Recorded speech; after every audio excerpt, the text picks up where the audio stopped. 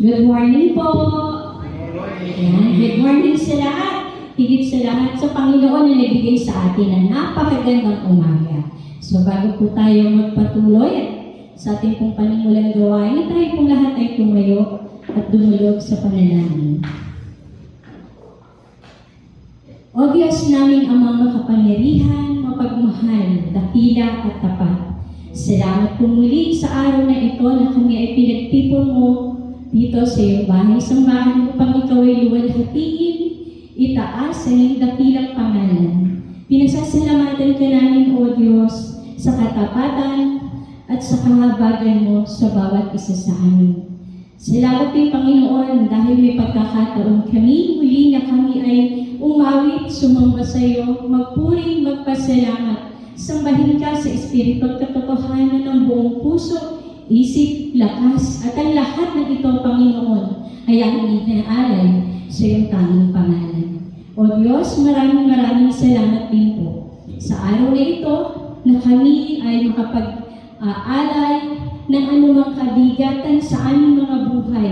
Ito yung kaparaanan mo, O Diyos, na pinapakita mo sa amin na hindi lahat ng bagay ay aming matatamo sa aming sariling kakayanan kung wala ang iyong kapangyarihan. Salamat, Panginoon, dahil ang pagkakataon din ito ay aming gagamitin upang patuloy, Panginoon, na maituon ang aming kaisipan sa pakikinig ng iyong mensahe na dadalhin ng aming butihing pastor na si Pastor Romy.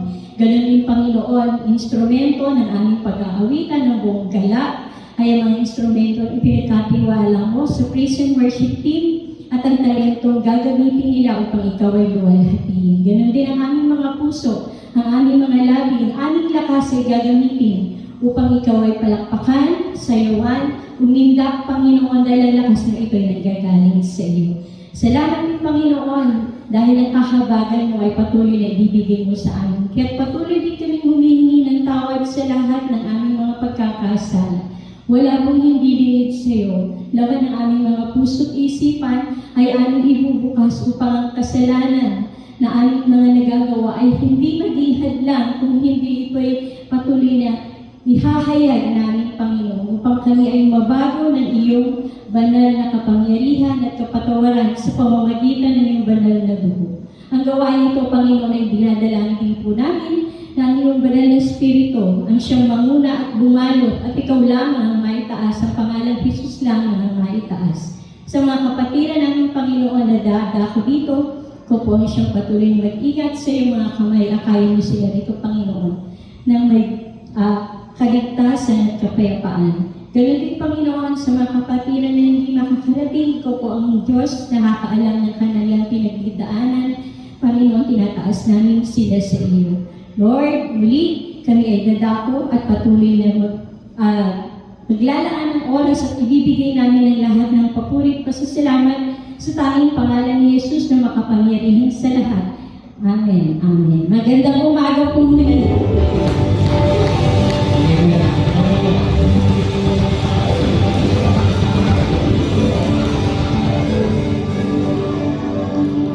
Amen. So, bago tayo mag-awitan, kaway-kawayan po natin.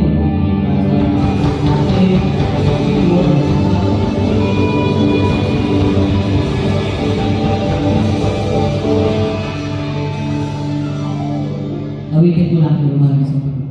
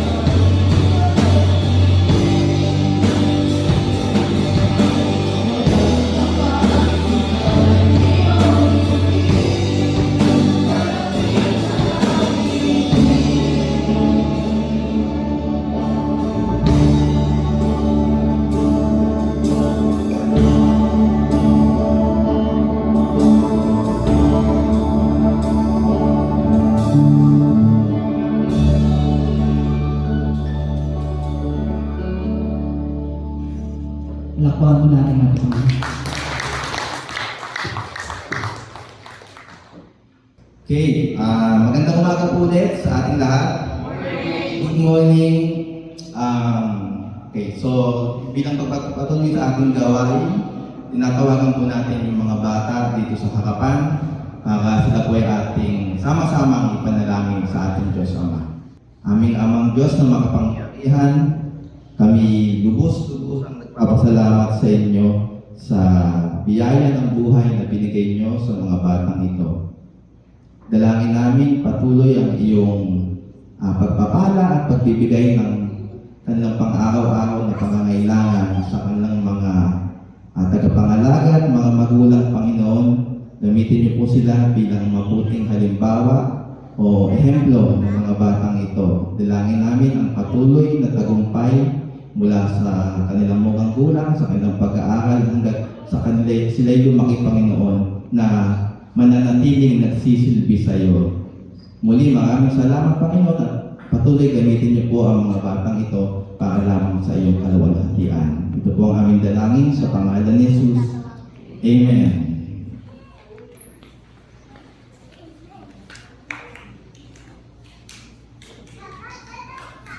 Okay, so tayo naman po ay dadako na sa ating offertory o pagkuha ng mga kaloob.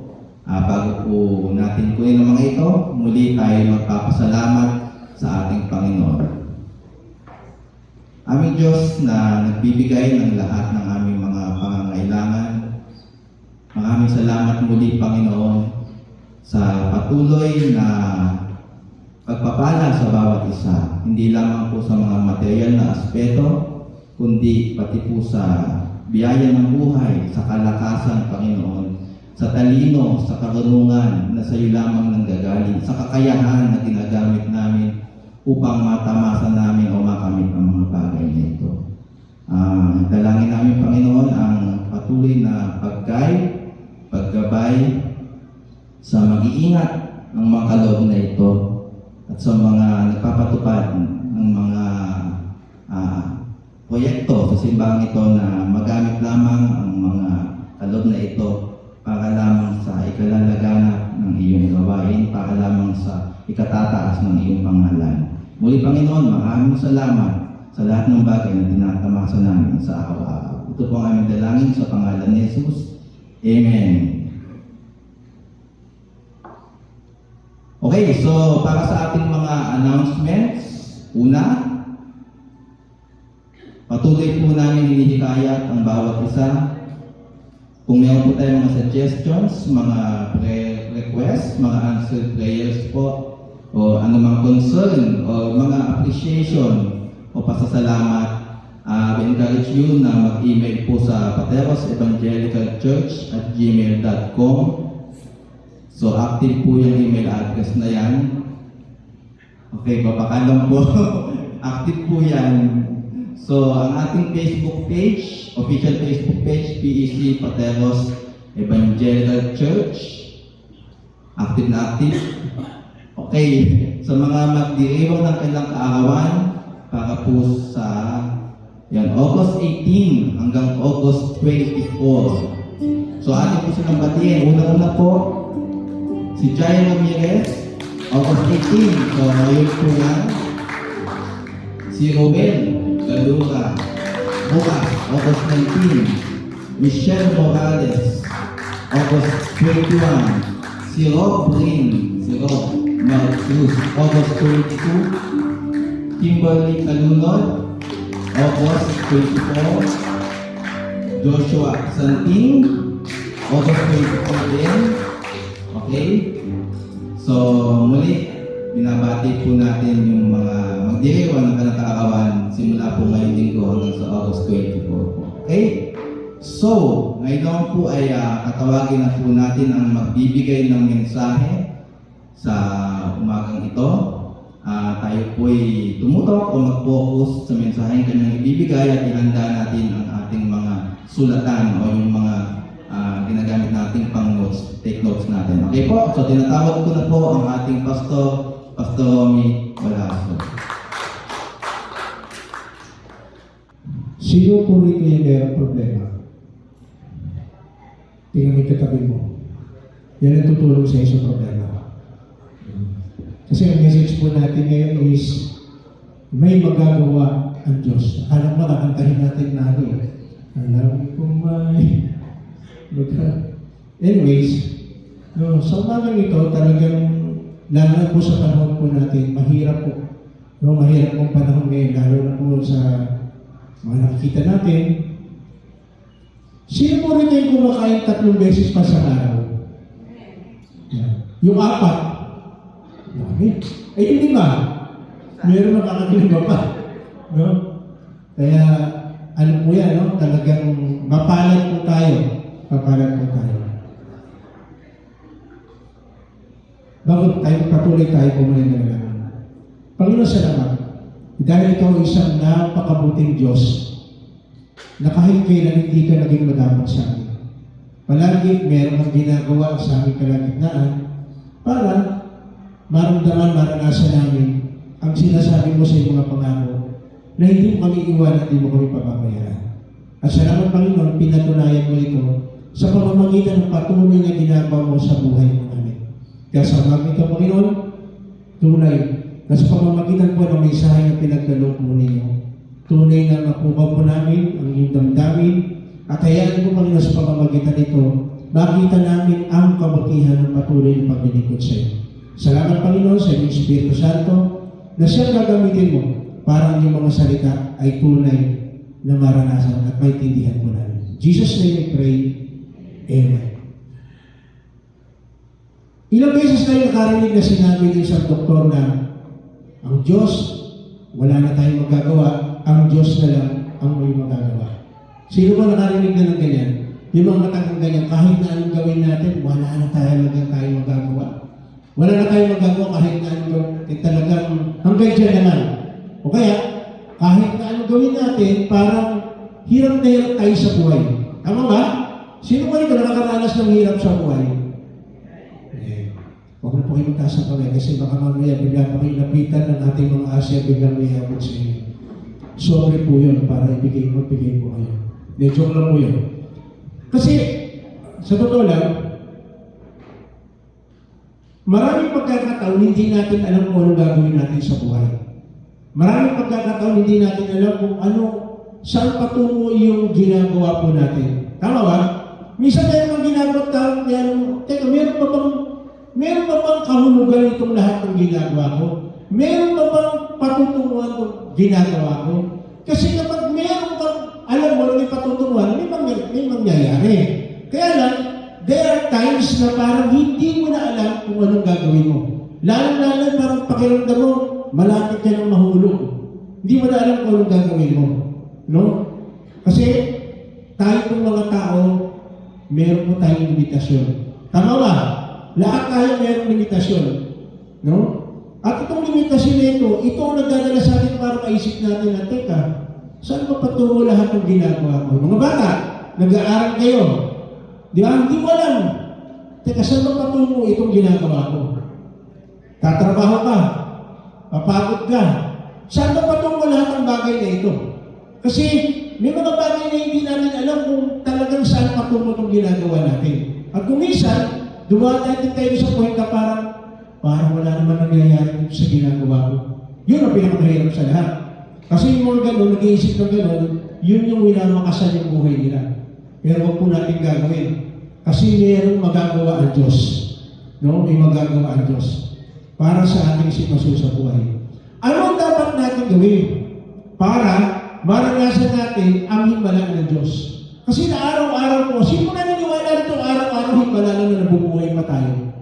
Himala lang ng Diyos yan. Nung hindi mo pwede magmalaki, kasi natulog ako maaga, sarap ng tulog ko. Talagang natulog ako ng gusto, kaya masasabi ko, magigising ako. Wala pong nakakasiguro sa atin kung kinabukasan, gigising ka pa. Wala rin nakakaalam sa atin. Mamaya, paglabas natin dito, saan tayo pupunta? No? Kagaya nung Biyernes, no? Again, nakakalungkot, pero kumisan, isa sa magandang puntahan kasi ito, dahil ang mga tao lahat nakikinig. Kasi ang tao kailangan, makakaranas ka muna ng hirap, o makakaranas ka ng hindi maganda sa buhay, tsaka mo nang marirealize realize, kailangan mo ang Diyos. Kasi kaanong Biyernes po, nakakalungkot po, na huling lamay po nung isang kabataan na dating hawak ko po noon sa CLF, sa kabila, sa uli ng kawalan. Ito po ay si Mark. No? Inilibing kahapon, alas 11 ng tanghali.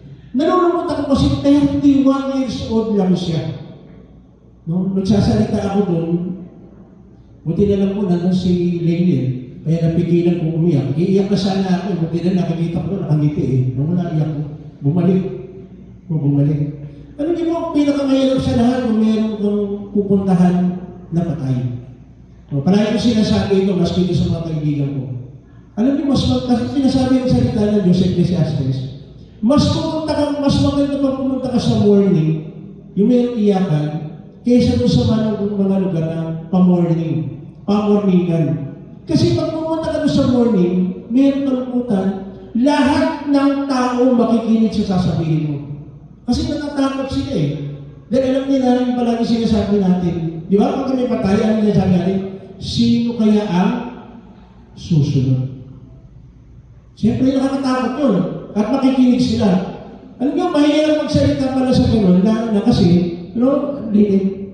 dito sa gilid may nagiinuman, dito sa gilid may nagiinuman, doon sa likod may nagiinuman, sa tabi, kulang na lang. Sa bagay, katabi na sila ng mataon no? Tapos yung nagsasalita ako, pero kung ngayon ang Panginoon, nung nagsasalita naman tayo, may respeto naman, huminto naman sila. No? Kaya lang, parang sabi mo yung nainisip ko, makikinig pa kaya itong mga tao habang nagiinuman? Hindi ko alam. Sana, yung mensahe na ginala doon is magbukas tayo ng kaisipan. Yung iniisip na, teka, oo nga yung realization, baka nga mamaya ako na yung next in line. No? Kaya sabihin mo nga sa katabi mo, baka ikaw yun. Ayun na sabihin, baka ikaw yung next in line. No? Kasi sabihin natin na hindi, nakakatakot yun. Kaya lang, hindi nagtatapos sa matakot ka lang. Dapat meron kang gagawin. So anong dapat natin gawin para maranasan natin ang himala ng Diyos? Sino ba may gusto rin ng himala ng Diyos? Yung himala ng Diyos, hindi mo pag labas mo mamaya rito, magdukan mo sa puso, uy, wala ko naman ngayon, nagkaroon ha. Di ba? Pwede ba yun? Pwede gawin ng Diyos yun. Kasi iyan sa himala, isang sasakot ko sa himala. Walang makain si Elijah, nandun siya sa puno, ang ginawa ng Diyos? Inutusan niya yung ibon para dalhan ng pagkain si Elijah. So merong himala. No, merong himala. Sabihin mo nga sa katabi mo, merong himala. Lalo na kung ignoranyans ka, alam mo yan, merong himala. No? Tingnan natin, isa-isip natin. Paano na tayo makakaranas sa tinatawag na himala? Una-una, dapat kuhanin natin yung attention ng Diyos. Bagamat alam na niya, pero pupukawin pa yung kanyang attention. Sabi niya sa Mark 46, dumating si na Jesus sa Jericho, nang papaalis na siya kasama ang kanyang mga alagad, at marami pang iba, may nadaanan silang isang bulag na nakaupo sa tabi ng daan na namamalimos. Siya si Bartimeo na anak ni Timeo.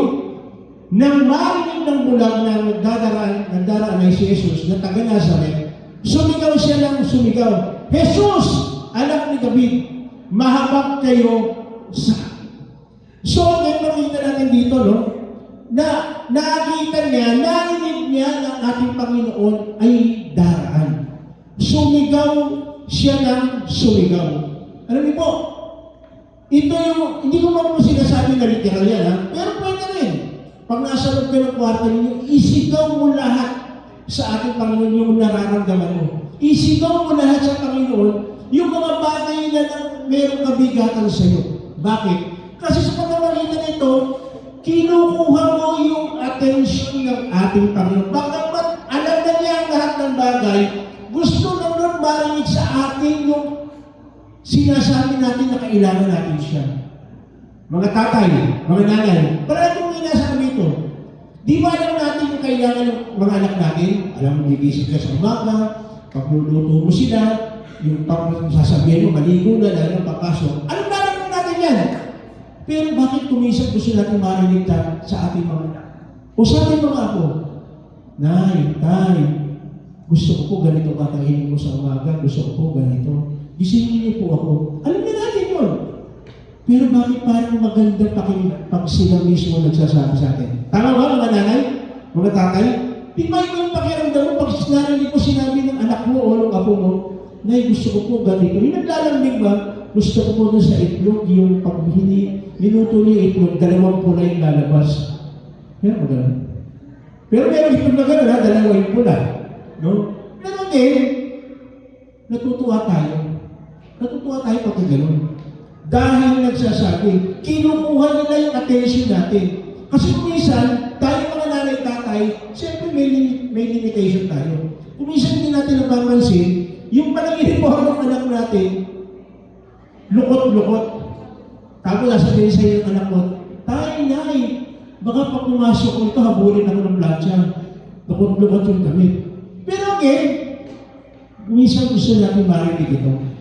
Kasi dito nagpapakita na tayo talaga ay nanay at tatay. Maganda ito sa pandinig natin. Kaya ito bang lalaking ito, desperate po ito. Bulag siya. Kailangan niya makakita. Kailangan niya ng attention mula sa ating Panginoon. Sabi dito sa awit 145:17. Tingnan po natin. Makibasa po. 1, 2, 3.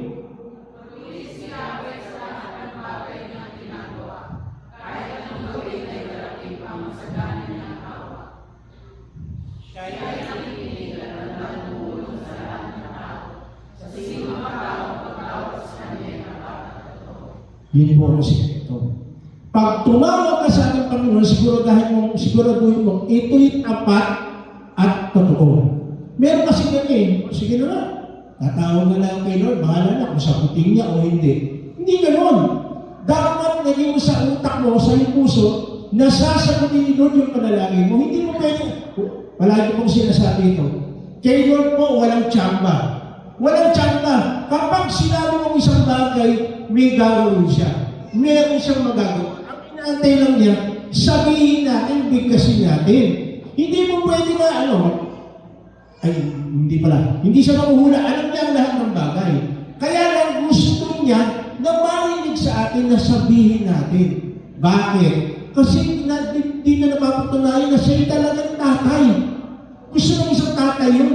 Na yung kanyang anak ay talagang sa kanya nananalig, naniniwala. Diba? Tayo, mga bata, di ba tumawag ka sa tatay mo, kaya ka tumatawag sa tatay mo, dahil anong gagawin niya? Na meron siya magagawa. No? Lalo na ngayon, buti na lang, hindi na po uso ngayon yung bully. Dati kasi uso pa, may bully pa rin ba sa school? Meron pa rin. Meron pa rin. Di ba? Pag nagsumbong ka sa tatay mo, pakiramdam mo sa tatay mo, sino bawal sa'yo? Pupunta ka doon, tatay, nanay. Yung anak ko po, narinig ko po, yung anak ko, hinawakan po yung tenga ng kaklase niya. Sabi ka, hinawakan ako rin. Kaya paghawak ko, hindi lang. Masakit yun. So, ang gagawin yung ng tatay, yung nanay, hindi mapayag yan. Diba, Ate Mayet? Diba? Hindi yan payag na yung anak niya na agad-diaro. Tama? Hindi ko mapayag. Pero ito, mangyayari lang, kapag nagsabi yung mga anak. Kasi may mga anak kuminsan na ayaw magsabi. Tama ba? May mga anak talaga na hindi nagsusumbong. Ewan ko bakit hindi nagsusumbong. Ito ba naman yung sinusumbong mo? Pwede naman. Pwede naman kasi may magagawa. Kung may magagawa ang nanay at tatay natin, lalo na yung tatay natin na nasa langit, meron siya magagawa. Huwag natin isipin na hindi naman ako sa dami ng iniintindi ni Lord, hindi na niya ako maririnig. No. Kahit saan ka, kahit nasa panahon ka, kahit anong ginagawa, si Lord hindi po pwedeng hindi niya bigyan ng attention yung sinasabi natin. Baka tayo mga tatay at nanay, di ba? Lalo yung tatay, ba naglalaro ng ML. Tayo, wala pong ulam. Bahala ka nanay mo. Tayo, wala pong bahala ka nanay mo dyan. Di ba? Kung isa hindi nakikinig. Pero, ang tatay natin na nasa langit, nakikinig. Sabihin mo nga sa katabi mo, nakikinig. Nakikinig si Lord. Hindi mo pwedeng hindi siya magbigay ng attention. Ang kailangan lang, kuhanin natin yung kanyang attention. Bagamat alam na niya, gusto ni Lord marinig na sabihin natin, Lord, kailangan kita. Parang ginagawa mo natin yung pagkanta. Di ba? Bakit kailangan pang kantahan? Alam naman niya kung saan yung kanyang katanyagan, yung kanyang sibiyagan, yung kanyang mga bagay na pwedeng. Bakit kailangan pa natin? Wala lang po, para trip-trip lang. Para ikot-ikot lang, para masaya. Hindi po. Tandaan mo ninyo, kaya tayo kumakanta, kinukuha natin, pinupukaw natin ang ating Diyos. Kasi sinasabi natin, Lord, wala akong magagawa kung wala ka. Wala akong kayang gawin. Kasi meron tayong limitation. Kailangan ipakita natin, iparamdam natin sa ating Panginoon na nandiyan kami, Lord. Alam namin, nandiyan ka. Sinasabi namin sa lahat ng bagay ito kasi meron kang magagawa. Okay? Merong magagawa ang Diyos. Kuhanin lang natin ang kanyang attention. Pangalawa, letter B, huwag tumigil sa pagtawag. Ito pong masama eh. Kung minsan yung mga tao na pag hindi nangyari yung gusto niya, titigil na. No? Titigil na. Pero hindi. Tingnan po natin. Marcos 10:48-49. Pinagsabihan siya ng mga taong naroroon upang tumahimik. Ngunit lalo pa siya nagsisigaw. Anak ni David, mahabag kayo sa akin. No, hindi siya tumigil. No, ito po yung tinatawag natin palagi yung sinasabi niyo yung push. Alam niyo ba yung push? Pray until something happen. Huwag mo tayong titigil. No? Baka magkumisan, maging aware din tayo, hindi natin gawin. Kumisan nandiyan na pala yung sagot, hindi natin alam. Parang ganito, pinag-pray mo, Lord, gusto ko po na magkaroon ng cellphone. Lord, pwede mo ba iPhone? Talaga kung specific, ano? Kaso binigay sa inyo ng Lord Samsung. Tapos hindi ka titigil sa pagtawag. Binigyan ka naman ng cellphone. Ano ba kailangan? Ano ba pagkakaiba mo ng iPhone sa Samsung? Wala. Marami ang picture. Mas mahal. Mas maraming picture. Pero, ano ba talagang gamit ng cellphone? Para matawagan ka, makatawag ka, magbigay ka ng message, makatanggap ka ng message. Yun naman talaga eh. Tama ba? So, walang pinagkaiba yun. Kay iPhone ka man o Samsung yan. O kaya Rolex man, hindi po ito Rolex ha. Sinasabi ko lang po. Rolex man yan o Seiko man yan, parehas yan. Yung pagtakbo ng oras, iisa lang. So walang pinagkaiba. Pero sabi dito, huwag daw tayo tumigil sa pagtawag. No, kasi kung isa diba, tumitigil na sa pagtawag. Ano sabi ka? Alam niyo, kung isa sa pag-pray natin, kung isa may mga taong tumipigil talaga sa atin. Sinasabi, tigil mo na yung prayer mo. Hindi naman sinasagot ng Lord eh. Nakaranas ba kayo ng ganyan? May pinagpe-pray kayo, kasama mo sa bahay, sinabi siya, tigilan mo na yan. Nagpapagod ka lang. Sigaw ka pa ng sigaw. Tapos, wala naman nangyayari. Pero alam niyo po, ito po yung magandang balita. Pag hindi tayo tumigil sa pagtawag, itong gagawin ng Lord. Tingnan po natin yung kasunod na verse. Tumigil si Jesus at kanya sinabi, dalhin ninyo siya rito at tinawag nga nila ang bulag, lakasan mo ang loob, tumayo ka, ipinapatawag ka ni Jesus, sabi nila. Tingnan po ninyo, pinipigilan siya ng mga tao dahil kasi sigaw ng sigaw. Kasi akala nila, yung ministry, yung gawain, kailangan tahimik, solid. Meron pa na kailangan eh. Diba? Parang kagaya rito po sa akin, solid tayo ngayon. Pag meron dito humingi ng prayer, hihinto natin ito, pag-pray po natin dapat. Bakit? Kasi yun po talagang trabaho natin, gawain yung mga mananampalataya. Meron kang concern. Meron kang concern sa tao. Hindi dahil sa, kailangan ganito lang, dapat di numero. No? Kasi kung isa rin mga tao kung walang simpatiya sa kapwa, wala siyang pakialam. Sana hindi po dito siya mangyari sa atin. No? Kung titignan natin, yung mga alagad, sumusunod talaga kay Lord. Tama ba? Sumusunod talaga. Kasama nga niya eh. Kaya lang, how come na dito parang wala silang concern? Tandaan mo natin, bulang ito. Wala man na nagsabi sa kanila na, tulungan ka na namin eh, kasi hindi mo makikita. Wala. Pag binasag mo ninyo, ang sinabi lang nila, nakasalwang yung loob. Pero mas maganda, di ba? Pag sinabi nakasalwang yung loob, baka naman pwedeng tulungan mo, iakyat mo, itaas mo. Wala. Ang sinabi lang na, tumayo ka. Parang, ewan ko kung paano sinabi yun. Tumayo ka. No? Pinapatawag ka ni Jesus, sabi nila. Ito po kuminsan yung dapat maging ano po natin ito maging maramdaman po natin ito na meron tayong concern sa kapwa po natin. No? Lalo sa paligid po natin, marami po yan. Marami po natin kailangan na bigyan natin ng concern. Kasi yung mga tao sa paligid natin na nangangailangan po ng kalinga ng pagmamahal ng ating Panginoon. Kuminsan, nahihirapan tayo, hindi po natin alam ang gagawin po natin. Kasi maaaring hindi natin alam kung anong gagawin natin. Pero patuloy, sa pag-aaral ng salita ng Diyos, makikita natin kung ano mga pinagagawa ng Diyos. By the way, this coming Wednesday po, dito, 7:30 ng gabi, darating po yung ating senior pastor, si Pastor Popin, tsaka si Pastor May. Ini-invite ko po kayo kung gusto po ninyo na magamit kayo, maging effective tayo para sa pagbabahagi ng salita ng Diyos. Invite ko po kayo. Sana makapunta mo kayo 7:30 po ng gabi. Kasi kung minsan, di ba, hindi mo malaman kung paano mo sishare ng isang tao, hindi mo alam kung paano mo siya iwiwin. Ito yung pagkakataon para, yan, makikita po natin yung nakalagay dyan na kailangan mag-win tayo ng tao. Kasi yan po, gagawin po natin. Dito sa church, kailangan mag-win tayo. Kailangan tulungan natin yung mga tao na bumalik sa ating Panginoon. Kailangan i-consolidate natin sila. At tulungan natin sila mag-umpisa ng bagong buhay. Kailangan mag-disciple natin sila para yung buhay nila nasa order. Bakit?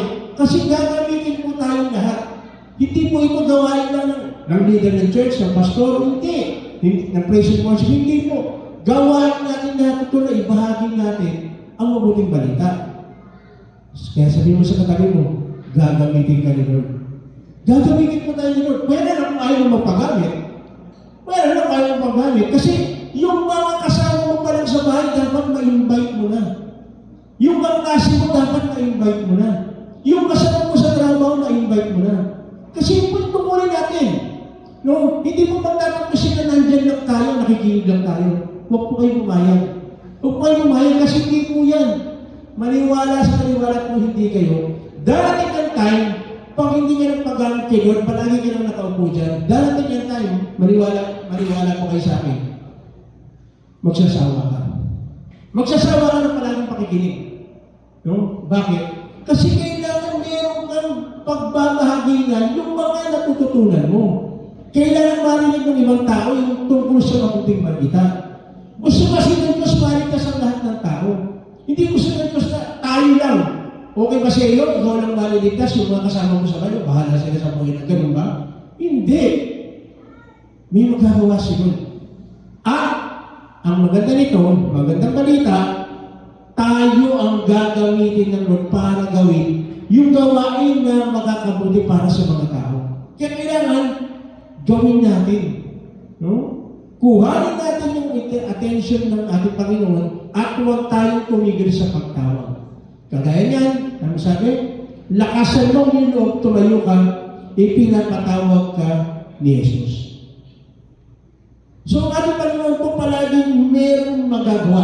Kailangan lang gawin natin, kunin natin ang kanyang attention at huwag tayong tumigil. At pangatlo, ito po yung maganda, umasang gagawa ang Diyos. Kasi kahit na ikaw ay kinuha ng attention, hindi ka tumigil sa pagtawag, pero wala ka namang faith na pwedeng mangyari yun, hindi mangyayari yun.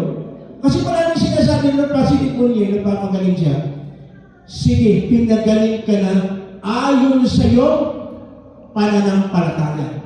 So may kasama, hindi pwedeng may part ng Diyos, may part ng tao. Kailangan maniwala tayo, manalig tayo. Sabi dyan, sa verse 50, inihagis niya ang kanyang balabal, palunsong tumayo at lumapit kay Jesus. Alam niyo po, palagi, ang ating Panginoon gustong may gawin sa atin na maganda. Ang tanong lang, excited ba tayo kung anong gagawin ng Diyos sa atin? Kasi pag meron ka kayong attitude, hindi ka magsasawang lumapit. Hindi ka mag-aatubiling lumapit. Pag nalaman mo na sino pala ng kaya na, again, invite ko po kayo. Every Wednesday, meron po tayong last Wednesday, may Thanksgiving night po tayo. Alam niyo po, maganda na marinig natin kung anong ginagawa ng Diyos sa buhay ng bawat isa. No? Bagamat ito po ay isang gabi lang naman ito sa loob ng isang buwan. Pero ito po ay makakatulong, makaka-encourage sa atin. Para makita natin na ang Diyos sa pinagiging ko pala natin, mayroong ginagawa. Hindi ba napakasarap mapakinggan mo na, ay, yung kanya palang karanasan, ganyan din yung problema ko, pero matindi yung ginawa ng Diyos sa kanyang buhay. Malaking bagay po marinig natin yung encouragement mo yun. At sa totoo lang po, maaaring kayo meron din kayong patotoo na pag narinig ng iba, nakaka-encourage din. Hindi ba magpapakita ito ng pagmamahal mo sa kapwa mo? Gusto mo ma-encourage yan sa ginawa ng Diyos sa iyo? At gusto mo rin marinig kung anong ginawa ng Diyos sa buhay niya? Pagkaya po sinasabi ko, lahat tayo may problema. Tama ba? Sino po dito wala problema? Pag wala kang problema, baka ikaw ang problema. Kasi lahat ng tao may problema, hindi mo pwedeng wala. Lahat mayroong problema. Di ba? Eh, yung mayayaman nga, yung problema lang, paano na ubusin yung pera nila eh. O mayaman na yan, may problema pa rin. Tayo naman, ang problema natin, paano tayo magpapatuloy sa buhay. So, kailangan natin. Tignan po natin yung ginawa ng ating Panginoon. Verse 51. Ano ang gusto mong gawin ko para sa iyo? Tanong mo sa kanya ni Jesus. Tignan po ninyo. Meron ba agad reply si Lord? May reply si Lord, hindi mo pwedeng wala eh. No? Ano ang gusto mong gawin ko para sa iyo? Anong problema mo ngayon? Pag lumapit ka kay Lord, sasabihin sa inyo, Lord, ano ang gusto mong gawin ko sa iyo? Sasabihin ng Lord yan. Ang tanong lang, aware ba tayo na si Lord pwedeng mag-usap sa atin? Of course, tayo may mga paraanan. No? Ang salita ng Diyos, kung pwedeng sa pamamagitan nito, mag-usap siya. Sa pamamagitan ng circumstansya, sa pamamagitan ng isang tao. Pero pinakamaganda sa lahat po, ikaw ang gamitin ng Lord. Tayo ang gamitin ng Lord para maging solusyon sa problema ng ating kapwa. Alam niyo po, iba po ang saya nun at joy kapag may tao na ikaw ang ginamit para malaman niya solusyon ka pala sa problema niya. Napakasarap mo ng pakiramdam nun. At sigurado, kagaya mo na palagi sinasabi yan, ay ba pala to? Yung meron ng isang maligtas, makakilala sa ating Panginoon, meron ng kasiyahan sa langit. So pag meron kasiyahan sa langit, ang saya nun. Ang saya nun. No? Kaya, anong sabi dyan? Anong gusto mong gawin mo sa iyo? Tanong sa kanya ni Jesus. Maaaring tinatanong si Lord sa ito. Anong gusto mong gawin mo sa iyo ngayon? Anong gusto mong gawin mo sa iyo ngayon? Ano kaya sasabihin natin? Sumagot ang mula, Guro, gusto ko pong makakitang muli. So, ibig sabihin, ito palang mula, dati pa lang nakakakita. Kasi sabi niya, gusto ko pong makakitang muli. Napakahirap. Sa isang tao na nakakakita ka dati, biglang hindi ka makakita. Ang hirap po nun. Dati po, siguro mga edad ko, mga 35, hindi ako nagsasalamin. Ewan ko, sino sa iba. Kasi nag-edad po ako ng 40, ayun na, nagsalamin niya ako. Pag wala po akong salamin, hindi po ako makakapagbasa. Hindi po mahihirapan po ako. So, ang sabi ko, salamin pa lang yan. Eh, paano pa kayo kung totally hindi ka makakita? Ano kaya ang pakiramdam niya? So, itong lalaki nito, sigurado, hirap na hirap ito. Ang hirap mo ng adjustment. Mayroon ng adjustment. Subukan po ninyo. Mamaya, nandito kayo, pumikit kayo, nalakad kayo pag ganun. Isipin lang po ninyo na kunyari bulag ka, ano kaya magiging reaction mo? Sigurado, baka untok-untok ka dyan. Ganun po kahirap. No? Ano sabi niya? Guro, gusto ko pong makakitang muli. No? Gusto ko pong makakitang muli. No? Kaya anong sinabi ng ating Panginoon? Sinabi ni Jesus, makakaalis ka na. Magaling ka na dahil sa iyong pananampalataya. Noon din, nakakita siyang sumulit at sumunod kay Jesus. No. Tayo din, nakakita na tayo ng katotohanan. Tama ba? Nakakita na ba tayo ng katotohanan? Amen. No. Pero tingnan po natin, no? Anong ginawa nitong nakakita na magmuli? Ano sabi diyan? At sumunod kay Jesus. Ano niyo po, may mga pagkakataon, nalaman na natin nakakita na tayo. Ang tanong, sumusunod ba tayo kay Jesus? Ginagawa ba natin yung dapat na gawin natin?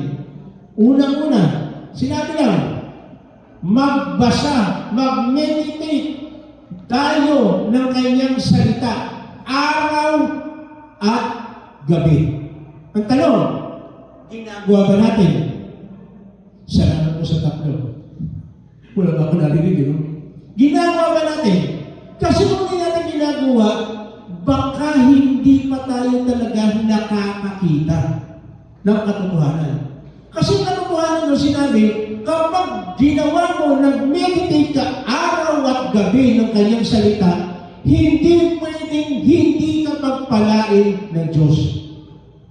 Pastor, pinagpapaalala po ko ngayon kahit sa loob ng 1 linggo, 1 beses na ako magbasa. Okay, pero okay na ba sa iyan? Kung pwede ka pa naman pagpalain ng Diyos na mas doble pa o mas madami pa? Di ba? Okay na ba sa iyo yung ganyan? Kasi hindi eh. Utos eh. Kapag inutos, ano pong dapat gawin? Kapag inutos, ano dapat gawin? Parang ayaw po nung iba nung kaya nga po yung ano makinig eh. Dagday po yung sumunod eh. Hindi ganoon. Dapat matuto tayong sumunod kung ano yung napapakinggan natin, naririnig natin. Tatay, nanay, pag may sinabi ka ba yung anak mo, gusto mo, ay, bakit? Gusto sundin niya o hindi? Hindi mo hindi gano'n. Gusto mo sundin, di ba? Gusto mo sundin. No. Mark, anong year ka na? Third year. Sa tingin mo, makakatapos ka ba ng pag-aaral? Bakit ka makakatapos? Nag-aaral siya mabuti. Tsaka, nakikinig ka kay sa mga guardian mo, kay mama mo. Tama? Kasi kung di ka makikinig, malamang hindi ka makakatapos. Ganun po kasimple yun.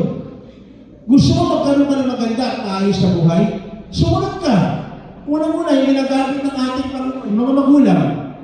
Ikaw, bata, kabataan, nandito ka ngayon. O kahit may edad ka na. Gusto mo pagpalain ka ng Lord? Sumunod ka doon sa magulang mo. Kasi sila yung ginagamit ng Diyos para gumanda buhay mo. No, hindi nilagay yung nanay at tatay mo dyan para hingin mo lang ng baon. Hindi nilagay yung tatay at nanay mo dyan kung nasik na pag nalulungkot ka, may iiyakan ka. Hindi lang yun. May sinasabi, may wisdom ang mga magulang na nanggagaling sa ating Panginoon para ibigay, ipayo sa mga. Pero kung di ka makikinig, sa totoo lang, pag hindi mo kayang makinig sa nanay at tatay mo, sa ngayon pa lang, hindi ka makikinig sa salita ng Diyos.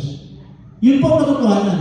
Kasi kung yung nanay at tatay mo na nakikita mo, nagsasabi sa iyo, anong gagawin mo, hindi ka nakikinig, makikinig ka pa kaya sa hindi mo naman nakikita. Maaring tumawag ka dahil may kailangan ka.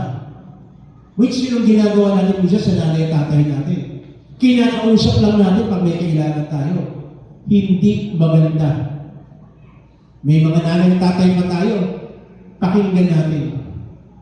Ewan ko lang po, may isang araw po, nalulungkot lang po ako. Nalulungkot lang po ako kasi, ewan ko kung napanood ninyo kay Tulpo. Noong nagre-reklamo yung nanay, 85 na yata yung nanay. Nire-reklamo niya yung kanyang anak na kasi pinapalayas daw siya. Hindi mo sarili niyang bahay, pinapalayas siya ng anak niya. No, sabi niya. Tapos maya-maya, nandun sila, di magkaharap sila, yung anak tsaka yung nanay. Umiiyak yung nanay. Ginanon ng anak, no? Ginanon ng anak. Eh kasi ikaw nanay, ganyan. Muntik naman po siya yata ni Tulpo ng mic eh. Sabi ni Tulpo, napakabastos mo naman, nandito na nga. Nanay mo yan, ginagano, no? Sana wala pong mangyaring ganito. Wala mangyari sa akin na gano'n. Yung pagmatanda na yung nanay mo, gaganunin mo.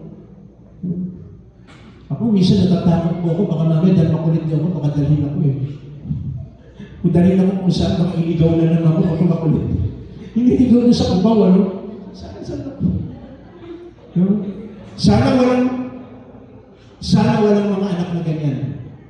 na yung tatay at nanay mo parang walang pakiramdam mo, walang pakiramdam, idiligaw mo na lang. O kaya ginaganon. Ginaganon, no? Maniwala po kayo. Yung mga anak na ganon, hindi gumaganda ang buhay. Hindi nagiging ganda takbo ng maaga pag nawawala. Yun ang sabi ng Biblia, hindi po ako nananakaw kung sabi ng Bible. Pag hindi mo minahal ang tatay at nanay mo, hindi mo ginalan, hindi mo tatagal ang buhay mo. Yun ang sabi ng Bible, hindi po ako nagsabi nun. Bible po ang nagsabi nun. No? Again, kung hindi mo kayang sundin ang nanay at tatay mo, for sure hindi ka rin makasunod kayo. Kasi kasama yun sa utos na kailangan irespeto mo, igalang mo ang nanay at tatay mo. So kung di mo igagalang yan, maniwala ka. Sabihin mo mang mahal mo si Lord, hindi mo pwedeng mahal mo si Lord, hindi mo mahal ang nanay at tatay mo. Hindi po pwede yun. Kahit na sabi mo pang may ginawa na hindi maganda yan, hindi pa rin, may utang na loob pa rin, igagalang mo pa rin. Yan ang sabi ng salita. Walang sinabi niya, pero kapag ang tatay at nanay mo sa bahay, pwede mo na lapas. Walang ganun. Walang ganun. Kasi ganun po tinitreat ng Lord, yung tinatawag na utang na loob natin sa mga tao na nagbigay sa atin na ginamit ng Diyos na sisidlan. Kaya wala po pwede na magsabi. No? Magandang ginawa ni Bartimeo, dati naman talaga siya nakakita, pero saan nung kadahilanan siya nabulag, pero muli binigyan siya ng Lord ng panibagong pag-asa. Nakakita siya, at dahil dito, tuluyan nang sumunod siya kay Lord. Tayo din, nakakita sa katotohanan, maaaring di tayo physical na bulag, pero spiritual bulag po tayo. At di tayo masunod sa gusto ng ating Panginoon, na tayo dapat lumapit, kunin natin ang kanyang attention, of course, by praying. Huwag tayong tumigil sa pagtawag at paghahanap ng katotohanan. At umasa tayo na gagawin ni Lord ang ating kahilingan. Sabi mo sa Romans 6:23, yan, sapagkat kamatayan ng kabayaran ng kasalanan. Alam niyo po, lahat mo tayo yung tinatawag na patungo tayo sa tiyak na kamatayan. Dahil wala pong nakaabot sa presensya o sa panuntunan ng ating Panginoon. No?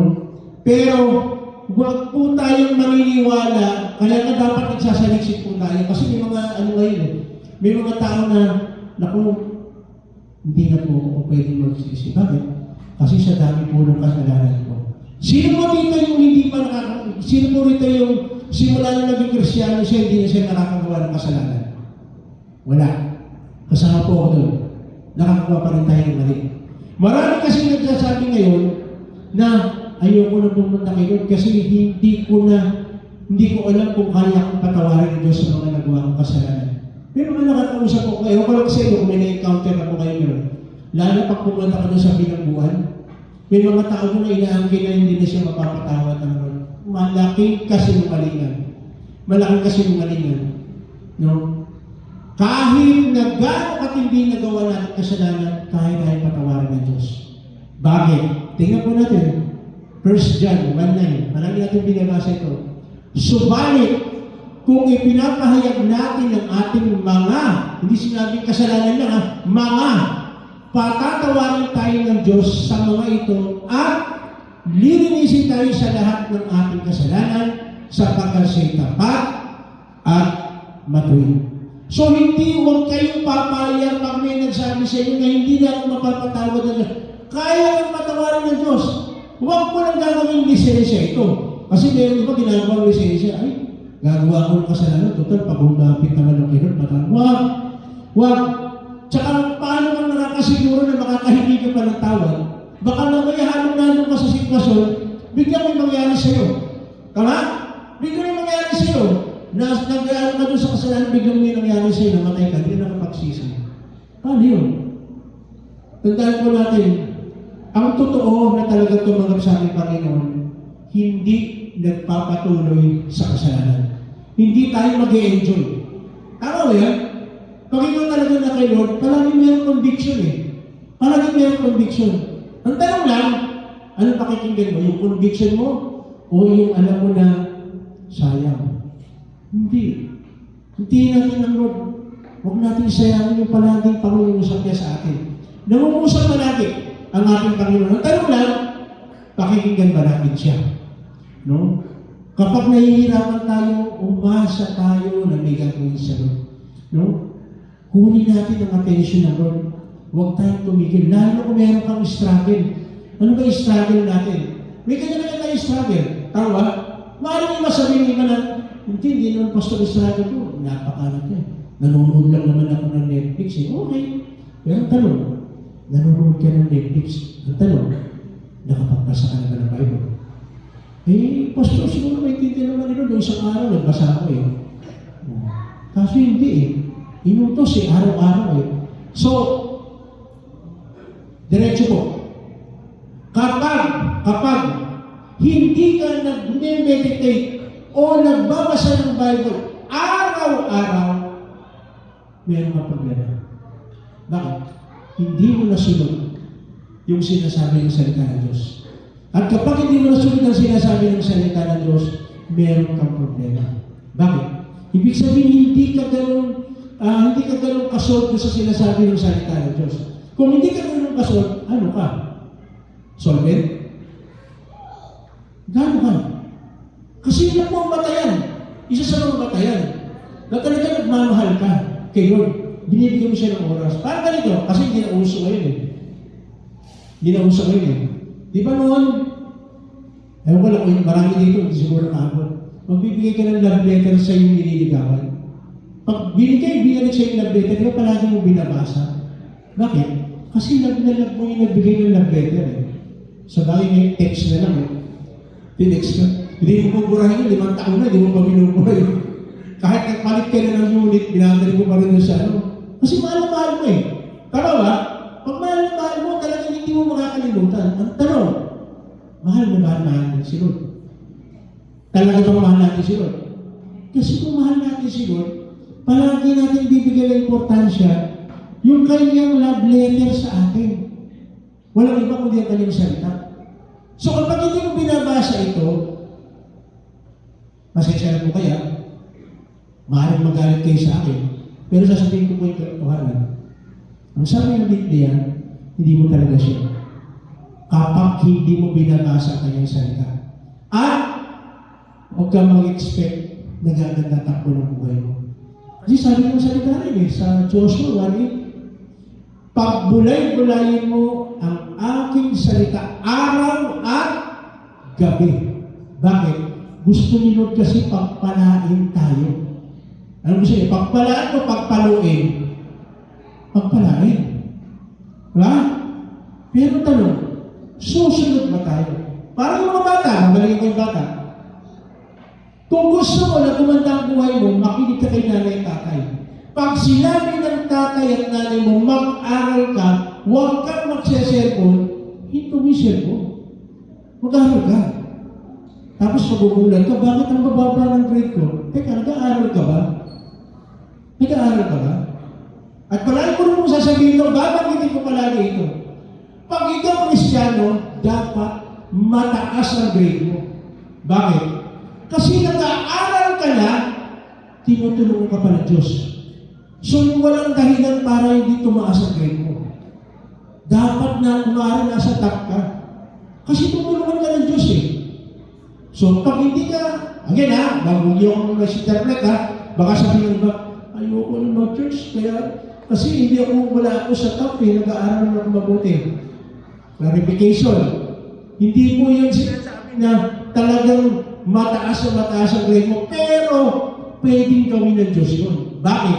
Kasi pwede kang gamitin na isang magandang halimbawa doon sa school ninyo. Halimbawa, sinabi sa'yo, bro, bakit ang tataas ng grade mo? Ano sasabihin mo? Nag-aaral ako mabuti.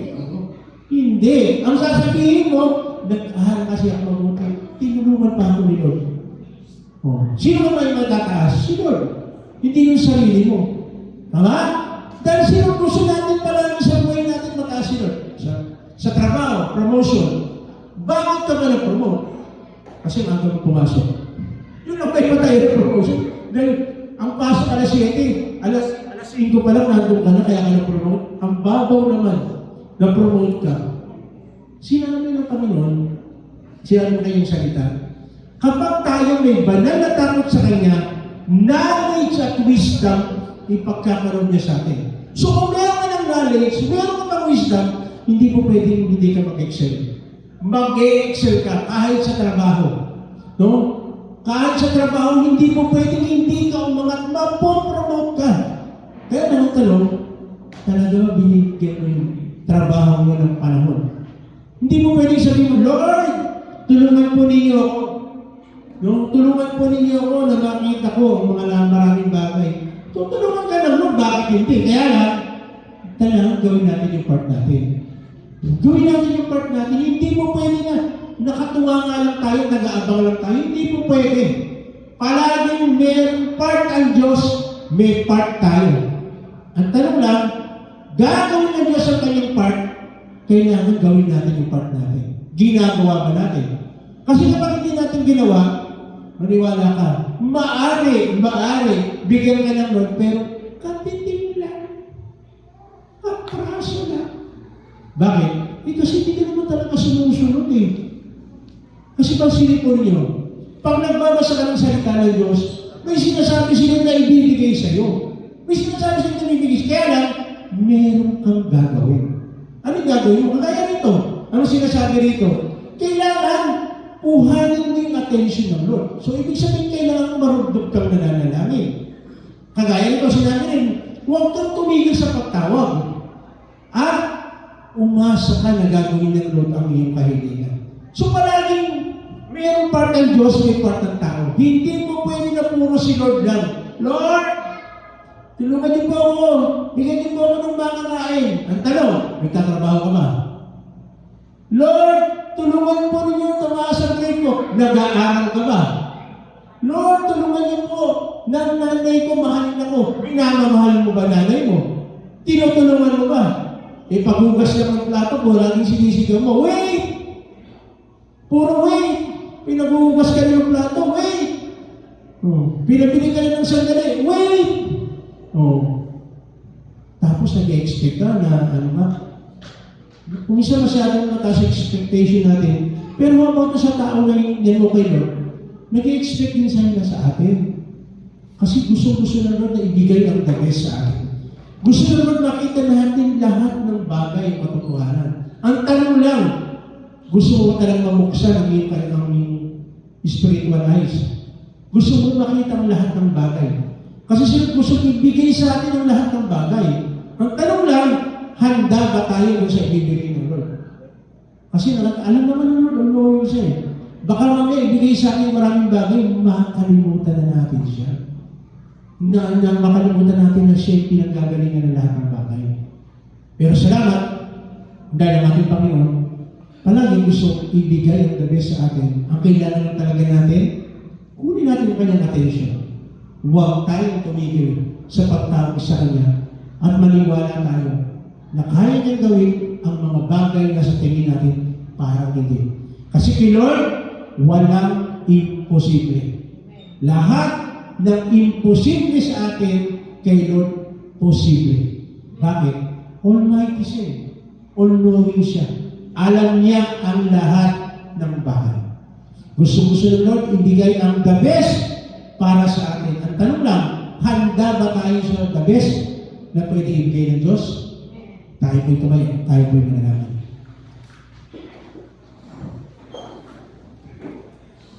Lord, muli, salamat. Dahil muli pinapakita mo po sa amin na meron ka talagang magagawa para maging maayos ang buhay namin. Para maging maliwanag ang pananaw namin sa lahat ng bagay. Salamat, Panginoon, dahil kapag kinuha pala namin ang iyong attention sa pamamagitan ng paglapit po namin sa iyo, makikinig ka. Pakikinggan mo. Kasi palaging ina-address mo lahat ng mga bagay sa amin. Kaya Lord, salamat. Tulungan niyo po kami, Panginoon, na huwag kang tumigil sa pagtawag. Kasi tawag ito lang ng paraan. Kapag itawag ito lang ng paraan, para lalo po makita namin ang kahalagahan ng pagkakaroon po ng totally dependent sa iyo. At pataasin mo, Panginoon, ang level ng aming pananampalataya para sa lahat ng hinihingi namin na isip namin na may gagawin ka. May kaparaanan ka. Hindi yung gusto namin, kundi yung gusto mo po ang masusunod sa buhay po namin. Kapatid, sa mga oras na ito, meron mong karamdaman ng physical, kuhanin mo ang pagkakataon ito. Ilapit mo sa Panginoon ano man ang iyong karamdaman. Sige, willing ating Panginoon, ibigay sa iyong kagalingan.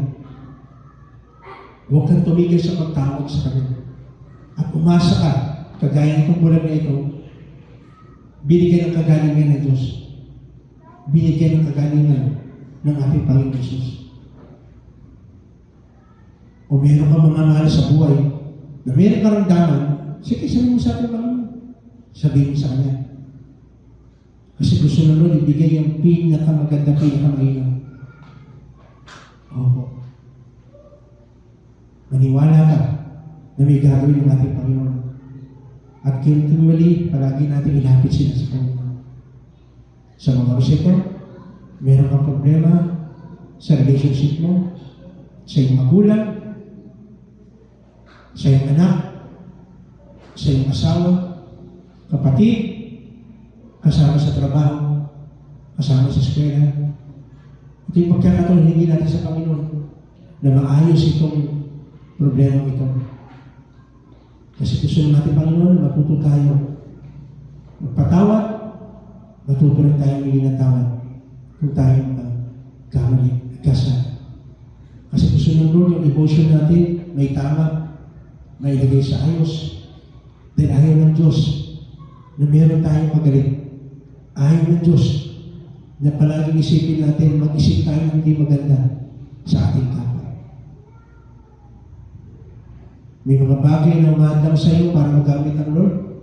Tulungan tayo ng Lord para magawa natin yung mga bagay na pinapagawa niya. Lalong-lalo na yung araw-araw na sinasabi pag-meditate ng kanyang salita. May mga hadlang.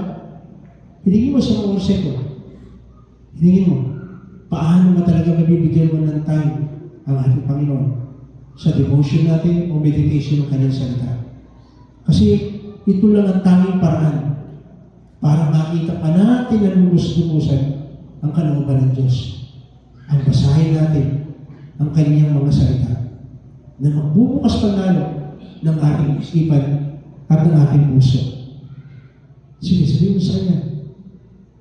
Dahil gusto ng Lord, kausapin tayo. Kausapin ka sa araw-araw. Namimiss na ni Lord yung pagtawag mo sa Kanya, yung paglapit mo sa Kanya, yung pagbibigay mo ng panahon sa Kanyang mga salita.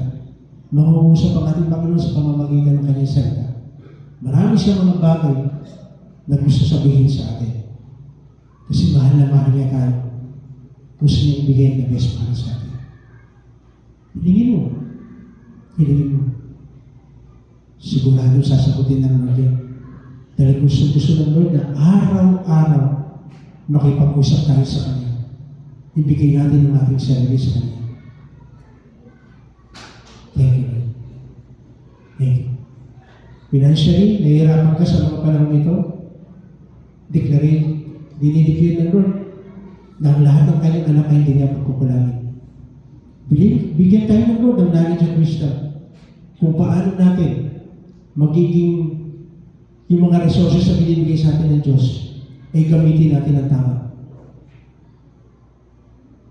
Huwag natin baliwalain itong mga pagpaparang ito. Bagkus gamitin natin ito ng tama. At sa tulong ng Panginoon, mangyayari yun. Sasabihin niya sa atin kung paano natin gagasusin yung mga bagay na sa atin. Dahil gusto ng Lord, maging good steward tayo doon sa kanyang binibigay na resources sa atin. O kung sa mga panahon ito, wala kang trabaho, ito yung pagkakataon. Hiling mo sa Panginoon. Magkaroon ka ng trabaho, isang trabaho na hindi makakahadlang para sa gawain, para sa Panginoon. Isang trabaho na magbibigay sa iyo ng solusyon sa pangangailangan. At of course, susunod ang ating Panginoon. Ibibigay niya kung wala kang trabaho sa panahon ito. Trabaho na hindi magiging hadlang para makulay magpagamit ka pa rin sa ating Panginoon. Panginoon, maraming salamat po. Sa aming mga kapatid na binigyan mo po ng extension ng buhay, extension ng pagsasama ng mag-asawa. Maraming salamat po, Panginoon, dahil alam po namin na ito mo nagkakalog ito. Kaya hayaan po, Panginoon, na tanawin namin ito ng utang na loob at palagi po kami magpapasalamat at sasabihin namin sa iyo maraming salamat sa extension ng buhay at sa extension ng pagsasama ng isang kasama. Lord, nakita niyo po ang kalagayan ng bansang Pilipinas. Nakita po niyo, Panginoon, na kapag napapanood namin, parang ang gulo-gulo, parang walang patutunguhan.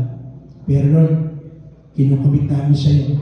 Magmula sa aming presidente hanggang sa pinakamababang nanunungkulan, nagampanan nilang kanilang tungkulin na may takot po sa iyo. Kayo po, Panginoon, na maghuwi po sa kanilang puso para gampanan po ang kanilang tungkulin na may takot po sa inyo. Na maisip nila na hindi sa aksidente na napunta sila sa mga posisyon na kanilang kinatatayuan. Bagkus, nakita nila, maisip nila, gagamitin po sila na instrumento para naman sa Pilipinas ay talagang bulag at kikilalanin at sasabihin talagang pag-aari ng Panginoong Hesus ang bansang Pilipinas. Pagpalain ng Panginoon ang mga sundalo, mga kapulisan na sa ginagamit po para po sa peace and order at kalayaan po ng aming bansa. Sa umagang ito, Panginoon, maraming salamat. Dahil maraming mga bagay po kami na tunay na pinagkakalaman po sa amin. Ang gagawin lang namin, Panginoon, ay palagi kukuhanin namin yung attention, hindi kami titigil sa pagtawag, at umaasa kami, Panginoon, na lahat ng sasabihin namin ay mayroon kang pagtugon. Kaya ngayon pala, Panginoon, nagpupuri at papasalamat na po kami dahil alam po namin na gagawin mo ang lahat ng bagay na ito kasi hinihingi po namin ito sa pangalan ng aming Panginoon Hesus.